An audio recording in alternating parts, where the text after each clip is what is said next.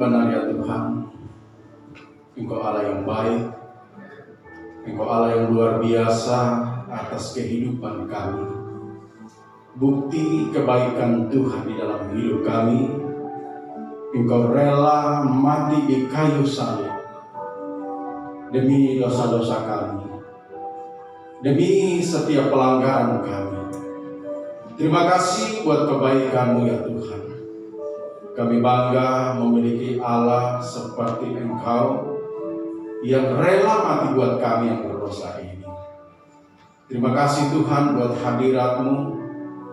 Dalam ibadah yang pertama ini kami boleh merasakan sukacita yang luar biasa yang daripada Tuhan memenuhi setiap hati kami.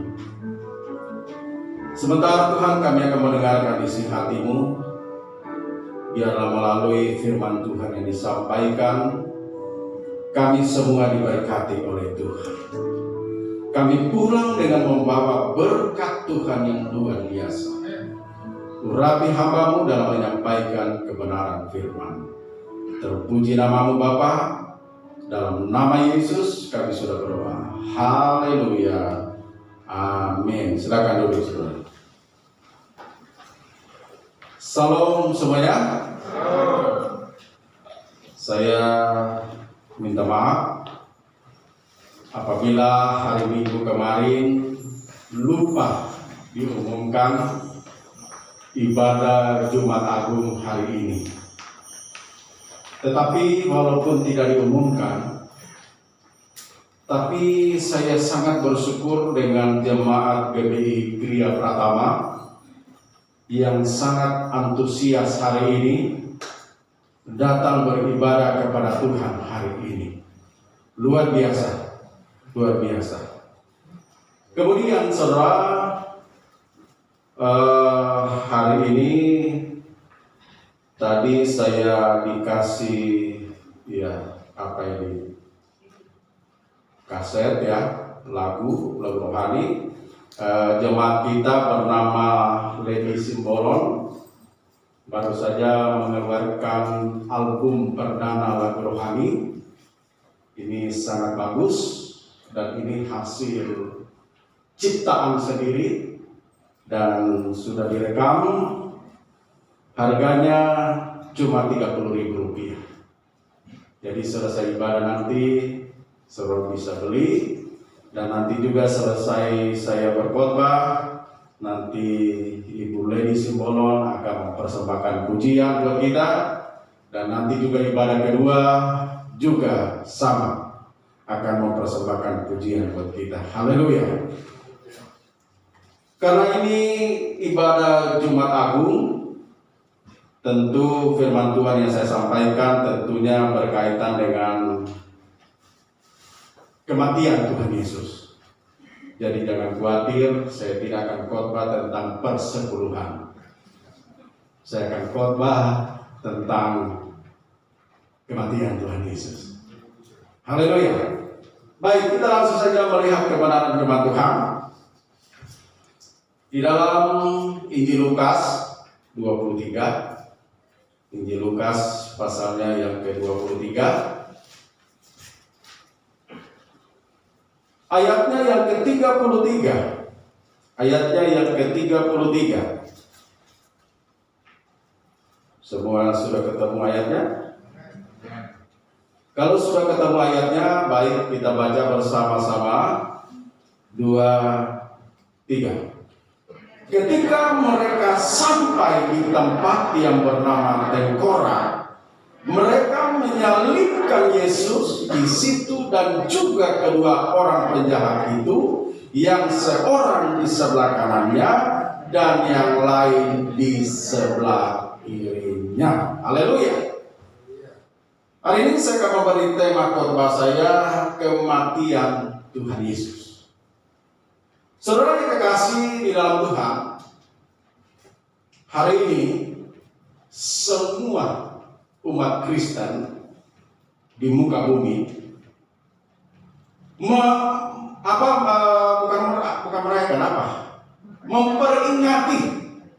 memperingati kematian Tuhan Yesus di kayu salib. Dan ini sudah terjadi ribuan tahun yang lalu, bahkan sudah 2000 tahun yang lalu.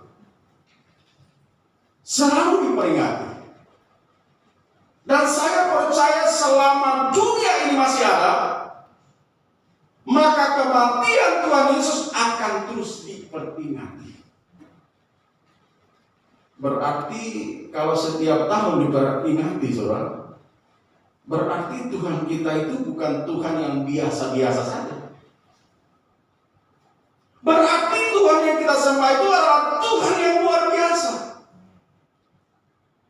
Karena hanya kematiannya lah yang diperingati setiap tahun. Kenapa diperingati setiap tahun? Karena ini menyangkut keselamatan umat manusia di muka bumi ini. Jadi kita diselamatkan bukan karena kita punya uang yang banyak. Kita diselamatkan bukan karena kita punya harta yang banyak. Kita diselamatkan bukan karena kita punya kekayaan yang banyak.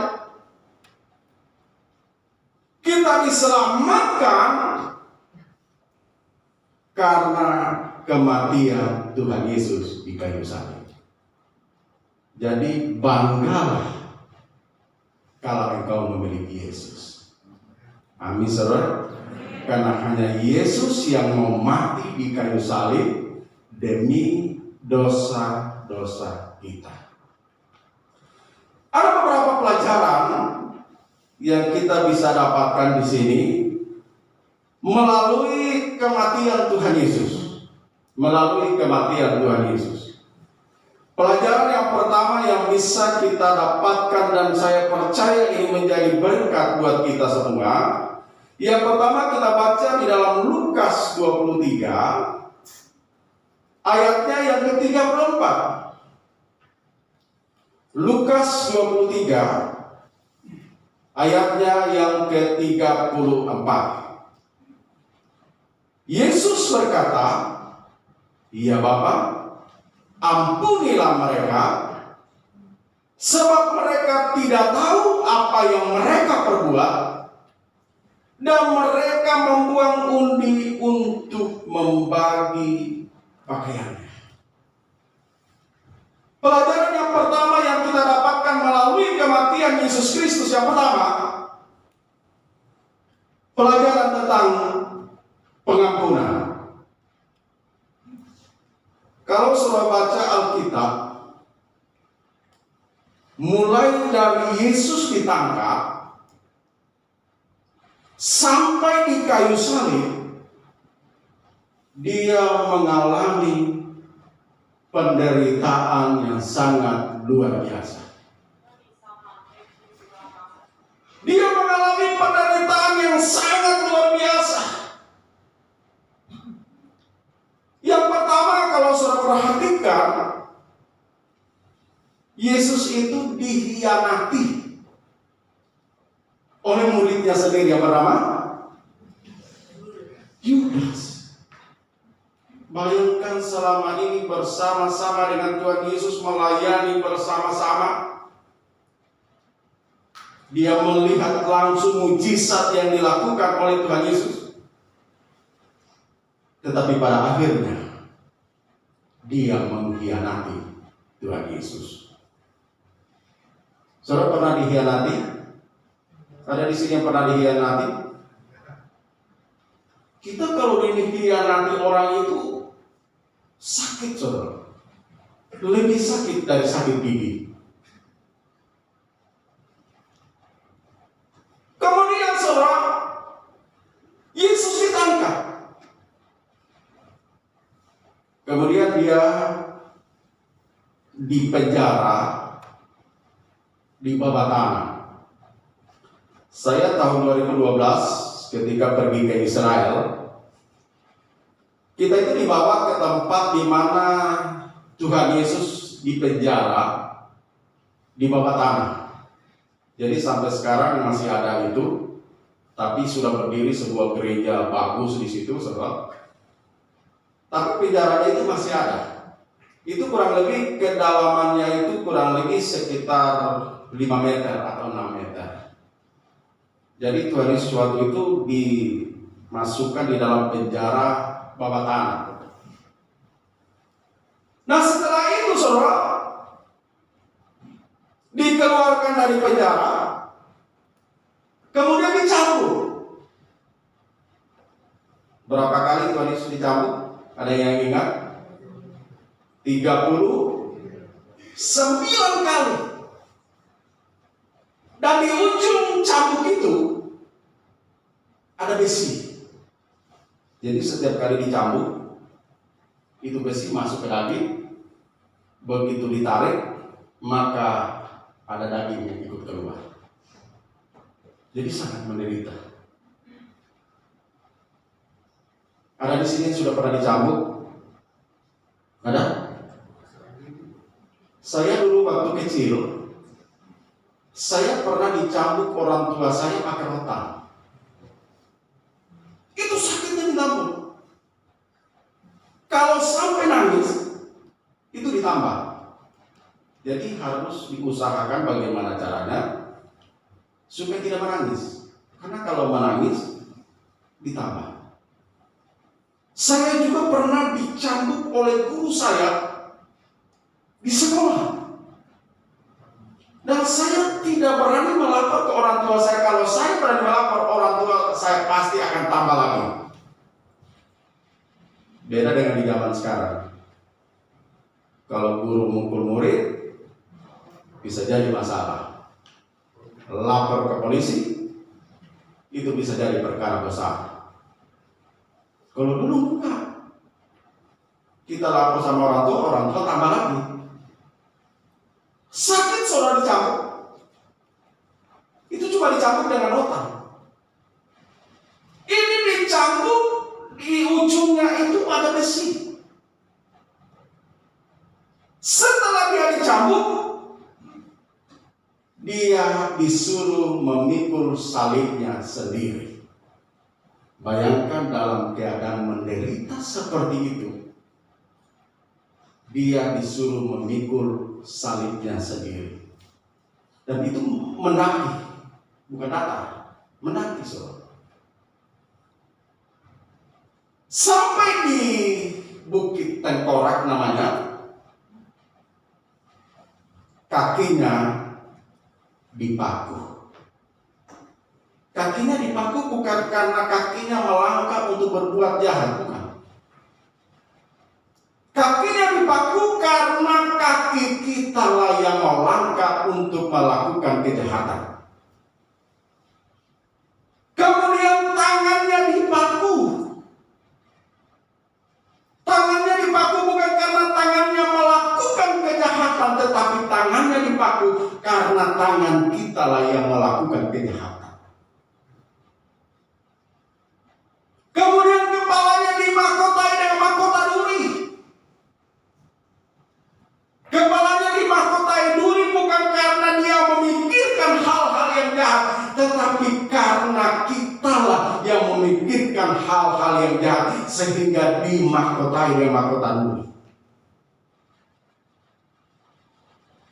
Waktu saya ke Israel, saudara, saya sempat diperlihatkan itu bentuk duri yang pernah dirangkai kemudian dimahkotai di kepala Yesus. Kalau saudara pernah melihat ada pohon jeruk yang ada durinya, itu kurang lebih seperti itu. Itu panjangnya itu sekitar 5 cm mungkin. Dan itu kalau dipatahkan itu duri itu nggak bisa. Duri itulah yang dibuat kemudian dipasang di kepala Tuhan Yesus. Bukan dipasang begitu saja, ditancapkan saudara, ditancapkan.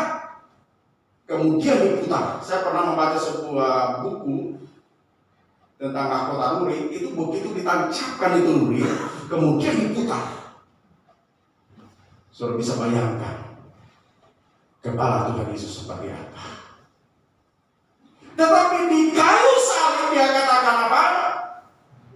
Ketika mereka sampai di tempat yang bernama Tengkorak, mereka menyalibkan Yesus di situ dan juga kedua orang penjahat itu, yang seorang di sebelah kanannya dan yang lain di sebelah kirinya. Ayat 34.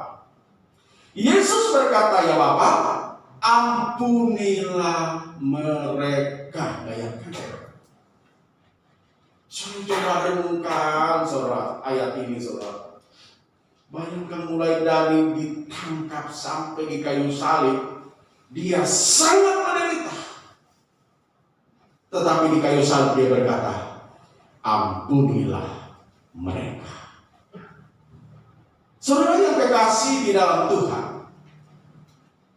mungkin hari-hari ini engkau sedang mengalami penderitaan akibat orang lain. Engkau sedang menderita karena perbuatan orang lain. Hari ini, lepaskan pengampunan itu.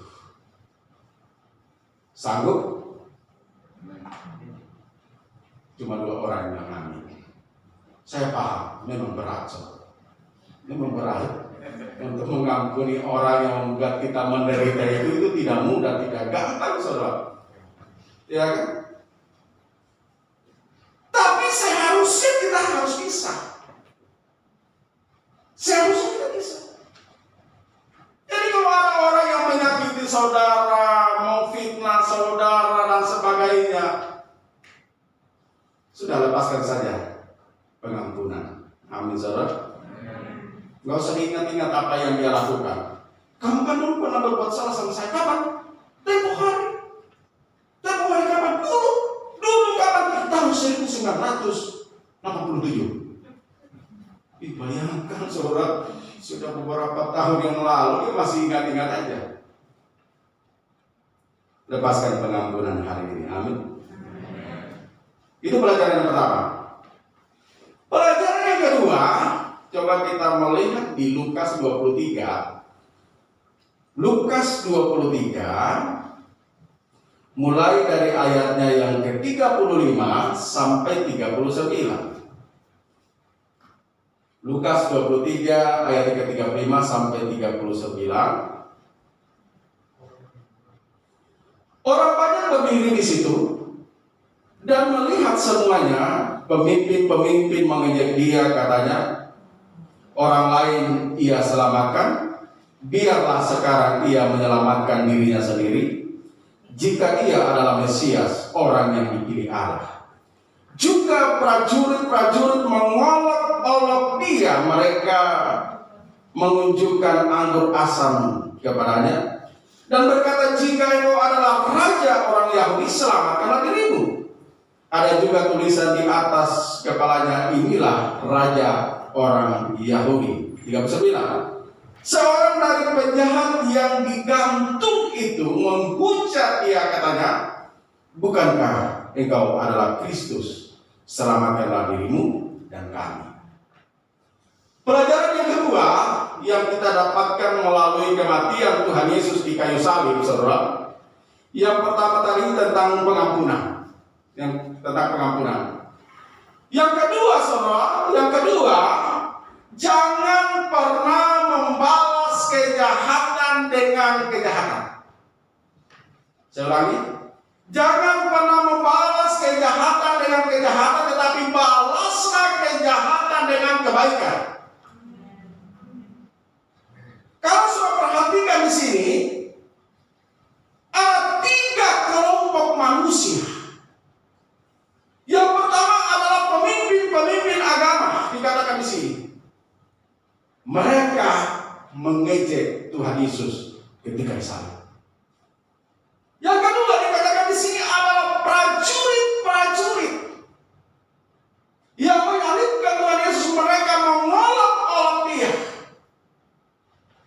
Dan yang ketiga adalah seorang penjahat yang di sebelah Tuhan Yesus. Dia menghujat Tuhan Yesus. Tetapi Tuhan Yesus tidak membalas kejahatan itu dengan kejahatan. Dia kan Tuhan, saudara. Dia kan Tuhan.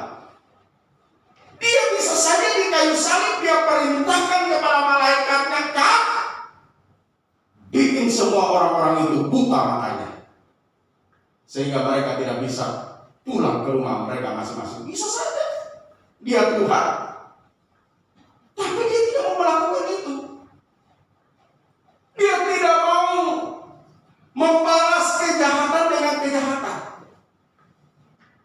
Malahan dia katakan, ampunilah mereka Bapa. Jadi hari-hari ini selalu ada orang berbuat jahat kepadamu, jangan engkau balas kejahatan itu dengan kejahatan lagi. Balaslah kejahatan dengan kebaikan. Amin. Saya ingat beberapa puluh tahun yang lalu, waktu itu kita gereja kita itu di Plaza Metropolitan. Sampai sekarang masih ada di gereja. Suatu waktu di demo itu gereja, ada beberapa kelompok orang begitu banyak waktu itu. Mereka demo, mereka tidak setuju dengan adanya ibadah di situ.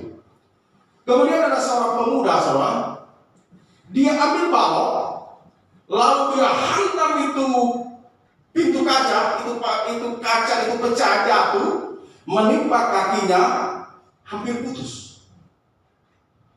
Lalu kami pengurus gereja waktu itu, kami cari tahu klinik-klinik yang ada di situ, kami cari tahu ada nggak orang yang terluka diobati di sini. Lalu yang punya klinik bilang begini, barusan ada Pak seorang pemuda itu kakinya terluka karena kena kaca, dia berobat di sini. Bolehkah kami minta alamatnya? Lalu dia tunjukkan alamatnya kepada kami dan kami datang ke rumahnya.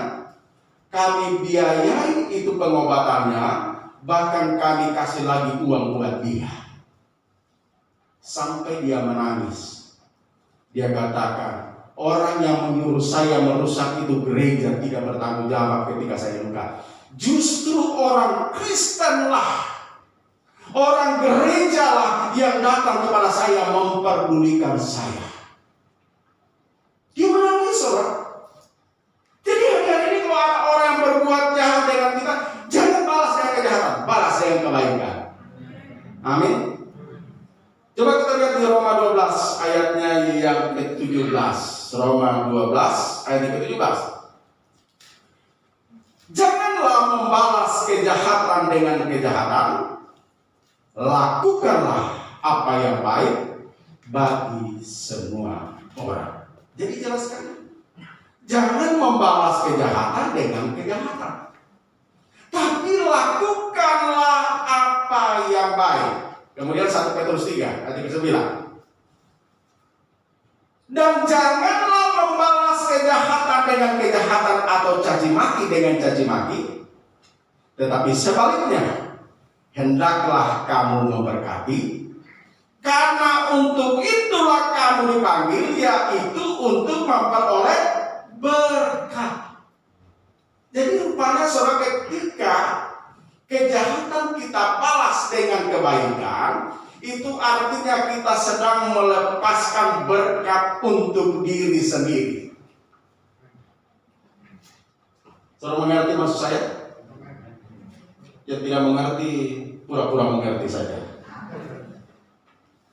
Saya ulangi, saudara, ketika kejahatan kita balas dengan kebaikan, itu sama artinya engkau sedang melepaskan berkat untuk diri sendiri. Jadi saudara yang diberkati Tuhan. Amin. Jadi mulai sekarang jangan pernah membalas kejahatan dengan kejahatan, tapi balaslah dengan kebaikan. Karena itu ajaran firman Tuhan. Yang ketiga, sebagai poin terakhir, karena waktu kita cuma 20 menit, Lukas 23 ayatnya yang ke-39. Lukas 23 ayat 39 sampai ayat yang ke-43.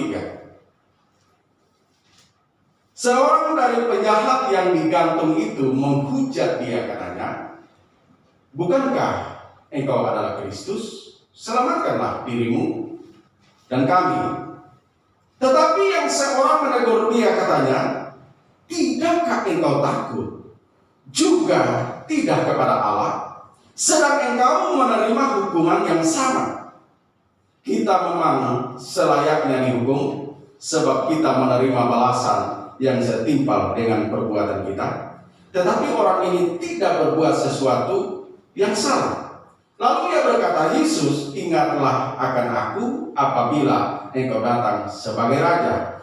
Kata Yesus kepadanya, aku berkata kepadamu, sesungguhnya hari ini juga engkau akan ada bersama-sama dengan aku di dalam Firdaus. Pelajaran yang ketiga yang kita dapatkan melalui kematian Tuhan Yesus, yang pertama tadi pelajaran tentang pengampunan, dan yang kedua jangan membalas kejahatan dengan kejahatan, tetapi balaslah dengan kebaikan, dan yang ketiga pelajaran tentang melayani. Saudara yang kekasih di dalam Tuhan, kalau sudah perhatikan di sini, dalam kondisi menderita di kayu salib, Tuhan Yesus masih sempat-sempatnya menyelamatkan seorang penjahat yang di sampingnya. Bayangkan saudara, dalam keadaan menderita di kayu salib, dia masih sempat menyelamatkan seorang penjahat. Dia masih sempat melayani. Dia katakan, hari ini juga engkau bersama-sama dengan aku di Firdaus. Firdaus itu bicara tentang surga, saudara. Dia dalam keadaan menderita tetapi dia masih melayani. Bagaimana dengan kita? Tuhan kasih kita kesehatan, Tuhan kasih kita kekuatan, Tuhan kasih kita berkat yang melimpah-limpah, tetapi terkadang kita tidak mau melayani Tuhan. Saudara yang kekasih di dalam Tuhan, mari kita melibatkan diri di dalam melayani Tuhan. Libatkan diri. Melayani Tuhan itu nggak mesti harus jadi gembala sidang. Bayangkan kalau semua jadi gembala sidang, jemaatnya siapa? Melayani Tuhan itu nggak mesti harus jadi pengkhotbah semua. Coba kalau semua kita jadi pengkhotbah di sini, yang dikhotbahkan siapa? Ya kan? Yang ada akhirnya nanti kita cuma sindir menyindir. Oh, itu dia datang, itu yang saya tidak suka. Saya khotbah dia hari ini. Ya kan? Banyak bidang pelayanan di mana kita bisa melibatkan diri. Kalau suaramu bagus, jadilah pemimpin pujian, jadilah singers di sini, ya kan? Tapi kalau fals, jangan maksakan diri. Kalau engkau bisa main musik, terlibatlah di dalam pelayanan main musik. Kalau tidak bisa main musik, paling tidak bagian lap-lap musik. Kan pelayanan juga, ya kan? Jadi penerima tamu itu pelayanan juga. Saudara jangan pikir bagian penerima tamu itu bukan pelayanan, itu pelayanan, saudara. Ya kan? Bagian kolektan persembahan itu pelayanan. Berdoa itu juga pelayanan.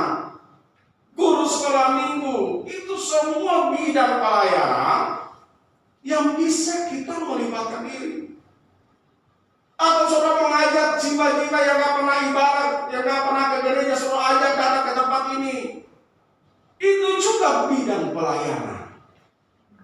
Dan semuanya itu saya mau katakan upahnya sama, satu dinar. Satu dinar. Jadi bidang pelayanan apapun yang kita kerjakan itu semua sama, upahnya satu dinar, saudara. Kita belajar dari Tuhan Yesus. Di kayu salib, dia masih melayani. Dia menyelamatkan seorang penjahat. Bagaimana dengan kita? Coba kita renungkan hari-hari ini. Tuhan berikan kita kesehatan, kekuatan, berkat yang melimpah-limpah. Adakah kita terlibat di dalam melayani Tuhan? Kalau belum, mari kita sama-sama melayani Tuhan. Untuk hormat dan kemuliaan bagi nama Tuhan. Haleluya. Saya tidak panjangkan firman Tuhan, dan saya percaya kita semua pasti diberkati Tuhan. Haleluya.